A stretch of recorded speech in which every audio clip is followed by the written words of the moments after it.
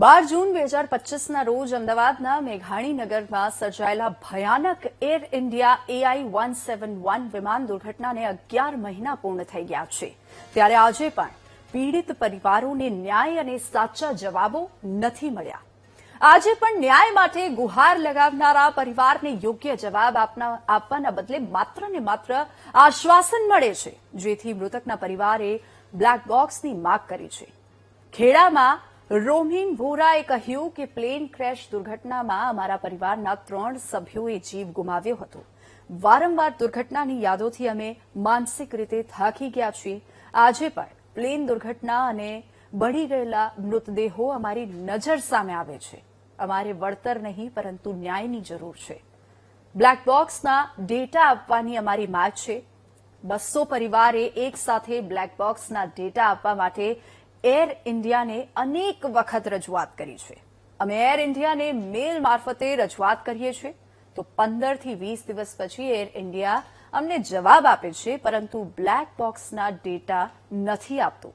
જો કે નોંધનીય છે કે 12 જૂન 2025 મેઘાણીનગરમાં પ્લેન ક્રેશ થયું હતું, જેમાં પૂર્વ સીએમ વિજય રૂપાણી સહિત પ્લેનમાં સવાર 241 મુસાફર અને અન્ય 16 લોકો સહિત 260 લોકોના મોત થયા હતા।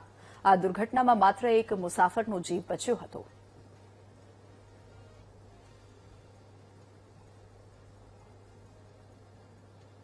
તો પીડિત પરિવારનું દર્દ કોણ સમજશે એ સવાલ અહીંયા ઉભો થાય છે। 1 વર્ષ થઈ જશે 12 જૂને અને ન્યાય માટે પરિવાર કેટલી રાહ જોવી પડશે એ સવાલ થાય છે। વળતર નહીં, ન્યાય માટે વલખા મારતો પરિવાર જે પોતાનો જે દર્દ છે તે ઠાલવી રહ્યું છે।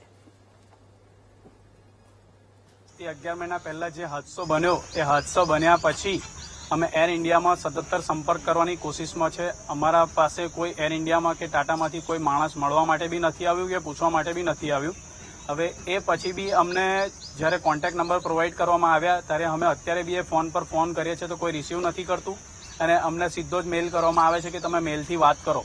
બાકી અમારા સાઈડથી અત્યારે એર ઇન્ડિયા અને ટાટા તરફથી કોઈ સપોર્ટ નથી, 0% સપોર્ટ કહીએ ને તો બી ખરું। હવે મેન વસ્તુ છે કે બ્લેક બોક્સના ડેટા જે અમારે મેન વસ્તુ અમારો મુદ્દો છે, જે આગળ બી અમે 3-4 વાર પ્રેસમાં કહી ચૂકેલા છે કે અમને મુદ્દો અમારો મેન આ જ છે કે અમને પ્રેસ કોન્ફરન્સ થકી બી અમે કહ્યું છે કે અમને બ્લેક બોક્સના ડેટા આપવામાં આવે। જે અમે મેલ થકી ગવર્મેન્ટમાં પણ મેલ કરેલા છે, કાગળ પત્ર પણ લખેલા છે અને પ્રેસ તરફથી પત્રકાર મિત્રો તરફથી બી અમે જણાવવામાં આવેલું છે, પણ અત્યાર સુધી અમને એ તરફથી બી કોઈ જવાબ આપવામાં આવ્યો નથી। પહેલી વસ્તુ કે એ જે વસ્તુઓ આ લોકોએ જ્યારે ફ્લાઇટ ક્રેશ થયા પછી જે મુદ્દામાલ હતો, જેવું કે બધાનું લગેજ હતું, ઓલરેડી પેકિંગ પોઝિશનમાં હતું। જે ઇન્સ્ટાગ્રામ પર મેં એનો વિડીયો બી જોયેલો છે કે જે બેગેજીસ પેક હતા એ બી એ લોકોએ ખોલી અને પોર્ટલ ઉપર ઓપન કરીને મૂકી દીધા। હવે એ ઓપન કરવા માટે હાઈ સ્પીડ ઇન્ટરનેટ જોઈતું હતું, જે ઘણા લોકો ઓપન નથી કરી શકતા।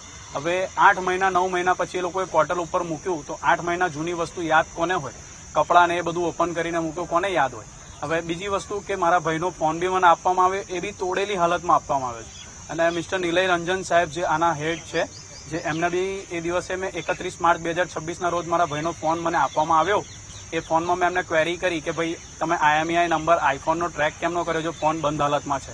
તો બી એમણે મને ફોનનો ઓફર કર્યો કે તમારે અત્યારે ફોન જોઈએ તો હું ફોન આપી શકું છું, પૈસા જોઈએ તો ઓન ટેબલ પૈસા આપું। તો મેં એમને એવું કહ્યું ના, મને મારા બ્રધરનો ફોન જ જોઈએ, કારણ કે મારા ભાઈનું એક એવું કામ કરતો હતો કે જ્યારે બી હોય ફ્લાઇટમાં બેસે તો ટેક ઓફ અને લેન્ડિંગ સમયે વિડીયો ઉતારતો હતો।